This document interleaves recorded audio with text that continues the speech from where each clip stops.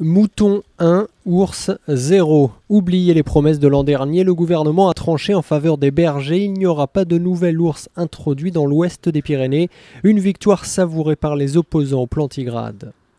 Ça fait 20 ans qu'on lutte, quand on arrive à ce résultat-là, mais vraiment on n'en revient pas.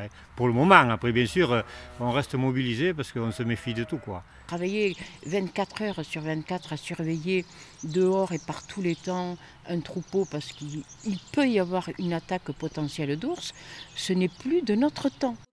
Actuellement, les ours sont une vingtaine dans les Pyrénées, mais 3 seulement côté français. 3 mâles depuis la mort de la femelle Franska dans un accident de la route il y a 4 ans. Impossible donc pour eux de se reproduire sans introduction de nouvelles femelles comme c'était prévu. Tout simplement, là, on a signé l'arrêt de mort de l'ours dans ce territoire du Béarn, où il est présent depuis des millénaires, alors que depuis 30 ans, on travaille pour la cohabitation, pour qu'il y ait des ours et des bergers. Une montagne sans berger, ça n'a pas de sens, mais les Pyrénées sans ours, ça n'a pas de sens non plus. La ministre de l'écologie explique que la décision a été prise pour soulager des éleveurs déjà touchés par la sécheresse, mais elle ne remettrait pas en cause les engagements de l'État. Une population viable d'ours dans les Pyrénées, assure-t-elle, reste un objectif à atteindre.